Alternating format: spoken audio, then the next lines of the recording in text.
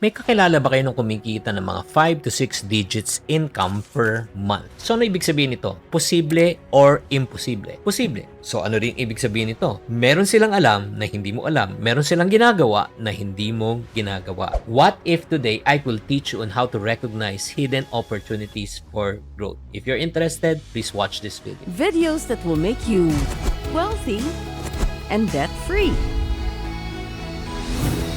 Hi there, this is Chinky Tan, your pambansang wealth coach.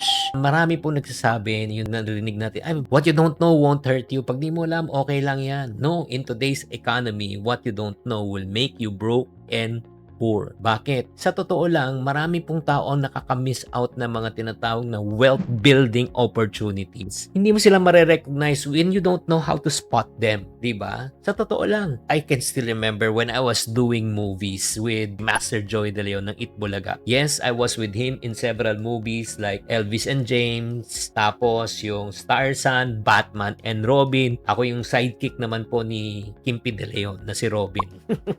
Kung ayaw maniwala, sige panoorin nyo tong part na ito. Kailangan niyo ang tulong ko. Tulungan niyo ako makalabas dito. Ha?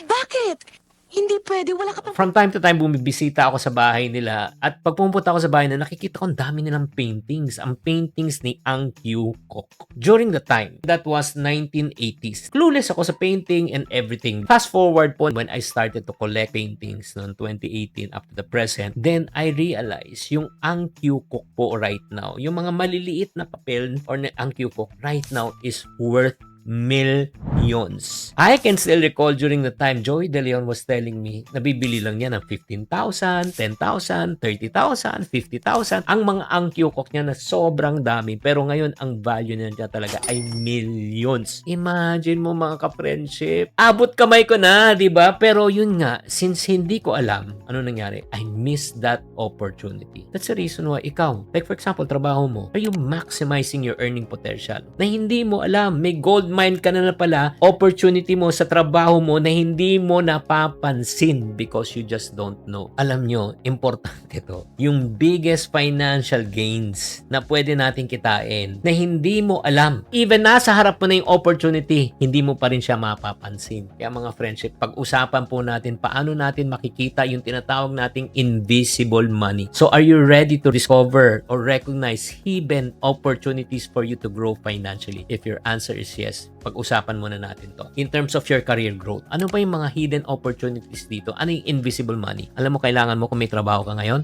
ang goal mo is mag-upskill. When you say upskill, aside from what you know right now, mag-take ka ng mga certification, courses, workshop that will really enhance what you are doing. Huwag ka lang umaasa, ay nako, may trabaho lang ako, may 9 to 5 job ako, okay na. No. Alam mo, the only thing that is permanent in this world is what? Change. You are dispensable anytime kung ayaw mo mag-upgrade. Let me ask you this question. Do you want to have permanent employment? Type me if you want to have permanent employment. In reality, mga kapatid, there's no such thing as permanent employment. Why? Again, kung may mas magaling, may bagong technology, may bagong AI, pwedeng mapalitan ng trabaho. But there's such a word called permanent employability. You make yourself so valuable in the organization that they cannot afford to lose you. Do you get what I mean? Kahit na may lumabas na AI yan, pero kung pinaka-efficient, pero ikaw yung pinaka-diligent, ikaw yung pinaka-magaling, kapatid, hindi ka mawawala ng work. Number 2, internal opportunities. Ask yourself, no, if you're working for a company, meron bang mga mentors or special projects within your organization that can help you to lead for growth? Maghanap ka, huwag ka naman maging complacent. Hindi, okay lang ako dito.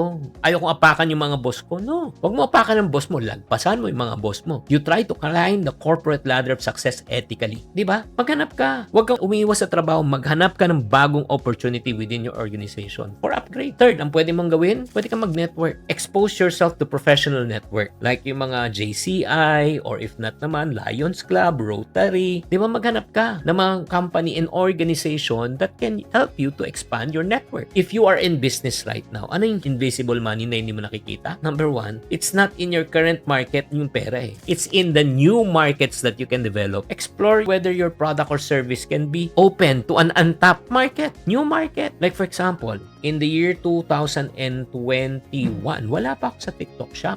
Hindi ko alam yan eh. Invisible money sa akin yan. Pero nung pumasok ako sa 2022, alam nyo nangyari, yung sales po namin nag-triple because of TikTok. Imagine mo, dati, ito lang benta ko. Pero because natutunan ko on how to operate in TikTok shop, nag-triple po ang benta ko. Grabe. Mga friendship, open new market if you're in business. If you are in investing, nako, try to look for opportunities na dating hindi mo alam. O pag-aralan mo bago ka mag-invest. Are you overlooking probably the real estate market? Or are you overlooking probably the cryptocurrency market or the stock market? Ano ba? Pag-aralan mo muna. Again, in reality, atin-atin lang to. Na-miss ko rin yung invisible money ko when Bitcoin started.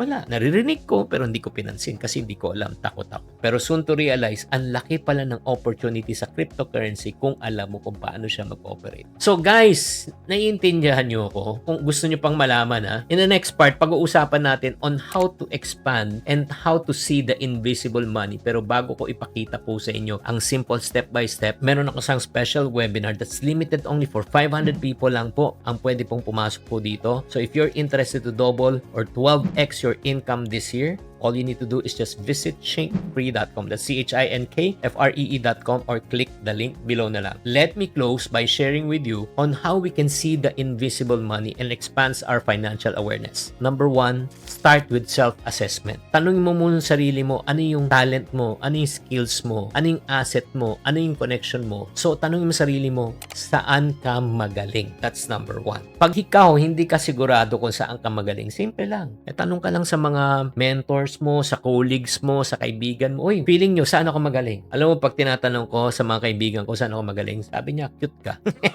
No, seriously, ask them what you are good at. Number 2, experiment. Don't be afraid to start. Yes, start small. Kahit na sumubok ka lang, side hustle, small business, di ba? Benta-benta, online selling, mag-VA ka, sumubok ka. 'Di ba? Pag nakita mong nag-e-enjoy ka, kumikita ka, ibig sabihin nagwo-work siya. The only way that you will know if it works if you try. Agree? And then next, ang gawin mo, keep a growth journal. Itong gusto kong gawin mo, i-document mo yung mga ideas mo. I-document mo rin yung progress mo. I-document mo rin yung mga mistakes mo para hindi mo na siya ulitin. At tanungin mo sarili mo, ano ang natutunan mo sa pagkakamali? So in other words, reflect and know the patterns on how you can improve yourself better. And last but not the least, on how you can see the invisible money to make it more visible, educate yourself.